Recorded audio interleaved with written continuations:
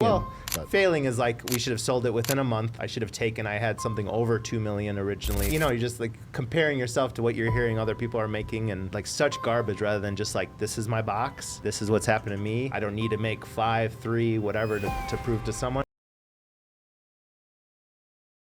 So today we're going to talk a little bit about finance, a little bit about, some tax saving things, but probably a little bit of mindset stuff. Danny's a big mindset guy, so we're going to get into. That's right. Awesome. Yeah. Everybody should get into it. Quite the transformation over the past 2 years, but specifically like this last year. Yeah. Right? Yeah, big time. So yeah, we'll get into that for sure. All right, so Danny, why can't a nose be 12 inches long? Because then it would be a foot. That's right. Great. Thanks. Was that a joke? Was it a riddle? Or? It's on the fucking sheet of paper. I'm just reading it, guys. Don't get mad at me. Are we I see supposed it. to cheat and look at the sheet? I don't know. Okay. This is a very awkward start. Like, if you like awkward weirdness, then you should definitely listen to the rest of this episode. So, Danny, you to fill in the audience of where you came from. So, Danny's been in real estate for about 15 years, from rehabbing and remodeling to rentals to Airbnbs to new builds. So he has a great understanding of that. He is closing on the sale of his CPA firm practice up in Chicago next week. Next Friday. So he's going to be full time with us, and then he's got another story we're going to get into at the end about how life changes when you change your mindset. That's right. So when you're first getting started, Danny, as a newer investor, how much emphasis should they put on bookkeeping and accounting versus just working on making the business bigger and more profitable? Sure. So I think the first focus is making sure it's a legitimate business. You're going to actually run it. You're going to buy a property. Do you have the hiccups, Lucas? do. Hold your breath. Do you want me to scare you? Hold your breath and try to touch your eyeball. John Stoddard told me that in middle school. Does it work? All right, go ahead, Danny. So making sure it's going to be a legit business, I would say start with Excel would be great. Marking up bank statements. You start the hard way, and then you figure out, hey, this is not working because we have too many, and this is way too much manual labor. But in the beginning, you're kind of in the weeds to start off, and I think that's where you should be. You get to know your systems and how you like to keep track of things. So I think Excel's a great start, or just marking up bank statements and totaling purchases. But love it. Yeah, I think that's something that we kind of struggle with, as most new real estate investors do. I think usually most people are entrepreneurs and they're go-getters, and they don't really worry too much about the taxes and all that until once a year. I don't think it's the end of the world. That's definitely how we did it. Up until honestly about a year and a half ago, we were not really super focused on the finance and accounting side of things, as you saw. But now we're getting there, and we have a much better feel of what's going on. So I think that's probably normal. I don't think everybody's going to have perfect books as they grow. I think that's just part of the process. Yeah, for sure. What are some of the biggest things that you feel like new investors don't take advantage of when it comes to tax code if they don't have somebody doing it for them? Like, I mean, some of them probably don't do depreciation, but think of a newer investor getting in the game. What are some like simple wins, some simple write-offs, or things like that usually people don't think of, whether it be Augusta rule, their home office not writing off future education, or not writing off? So there might be some of them. That's a big question, right? That's a big question for students, like writing off.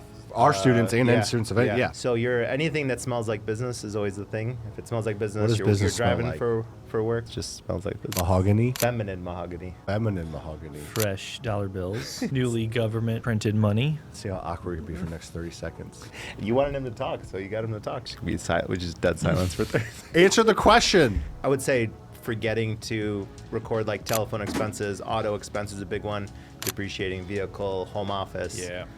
Like especially like just starting your business, you don't have an office set up. You have a little office at home. You designated one of your rooms at home to a home office. And I think understanding what classifies a real estate professional, is that a big one too, Danny? That's ours. 250. Yeah, 250 hours a year.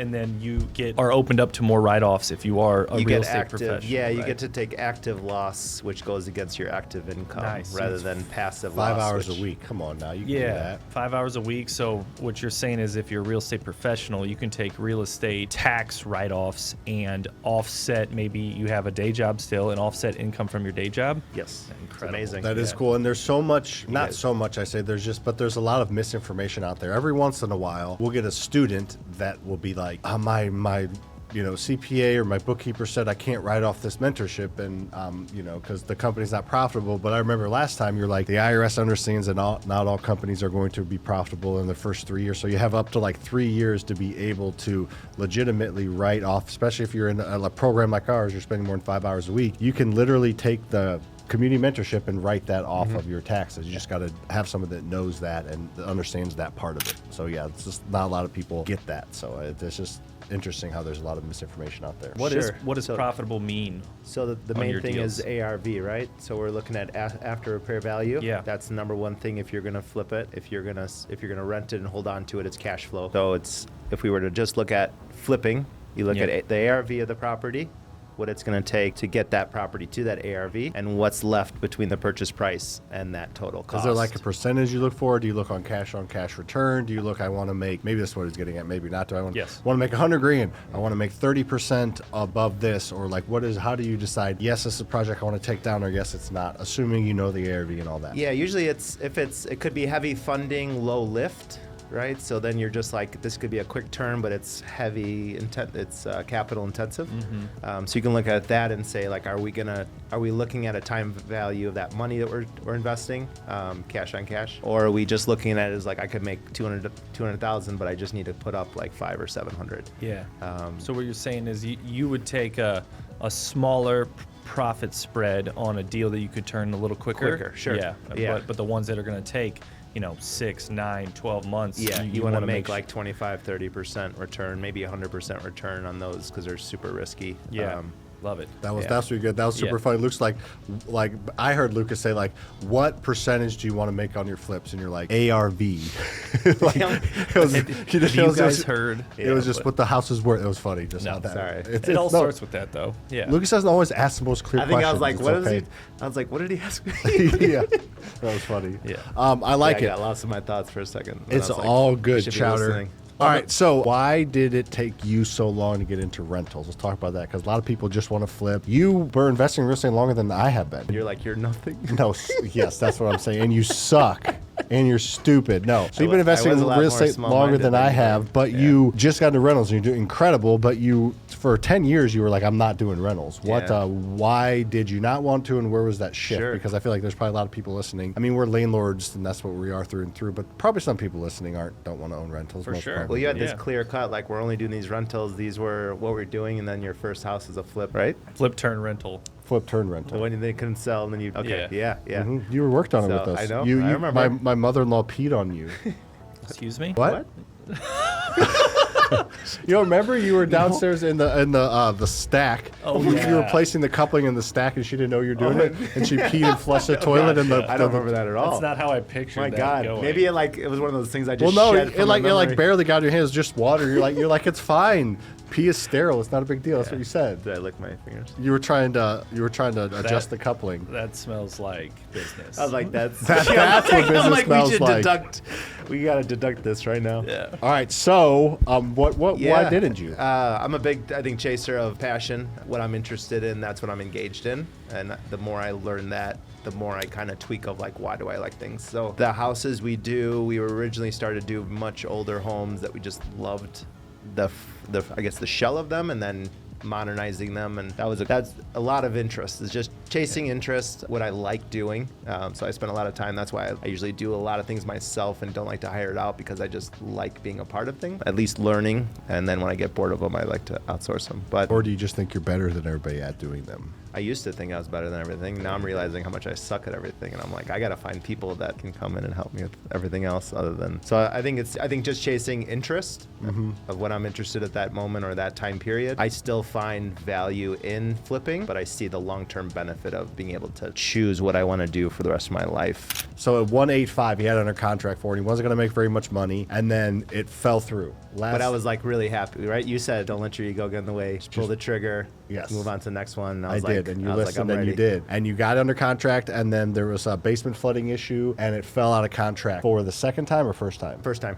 So First it time fell on out a of contract. So we I'm had, thinking, oh gosh, Dana's gonna lose some money on this house because he had our contract 185. Nobody's gonna give him more than that now, and he's gonna have to relist it after repairing the basement and doing everything. And he's like, it's gonna be fine. He's like, it sucks, but it's gonna work out. I'm gonna make more money. Something's gonna happen where I'm gonna make more money. I'm like, well, no, it's not, because you just had it listed. It wasn't even about the money. It was like, it's gonna be fine, and I don't even like. It was just separating the care from it and the importance of this deal working out tied to like my happiness in life. Yes, he separated them, and I was like, that's fine, but you're gonna to lose saw money. you that week. That was 4th of July weekend. We lost the deal.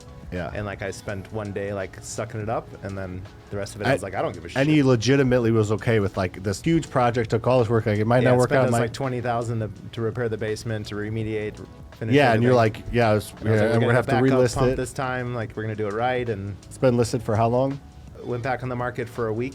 But how long has it been listed since the beginning? 6 months. 6 months. Yeah, So and he's our like, houses have always sold in a couple months, like for like $1 million, $2 million. yeah. So he's like, is yeah, it's insane. all good. And I Yeah. was like, I guess you're like this mindset shit that you claim is working is actually working. It's fucking magical. And then like a week ago, I'll just rough it, and then you can fill in the gaps. Like a week ago, Dane's like, yeah, I got this call from this guy. He's moving from Canada to Chicago. He's got like, he's part of like a family office, and he's a surgeon, and he's got, tens of millions, hundreds of millions of dollars. He's getting some of it freed up because some legal issues or whatever, but he's going to pay $195, so $100,000 over what you had it listed for last time. Close next week, all cash, no contingencies, no appraisals, no nothing. Boom, go back to making a pretty good chunk of profit, all from a deal. We've never got a property under contract, I don't think, maybe a couple of times after being on the market for a long time, falling out and then getting $100,000 more than we were listing it for, or than we had crazy. it for. Thanks for watching. We appreciate it. Make sure to hit that like button, comment with something you learned, and make sure to subscribe to this channel. We give away more free advice on how to create wealth based on things we actually do every single day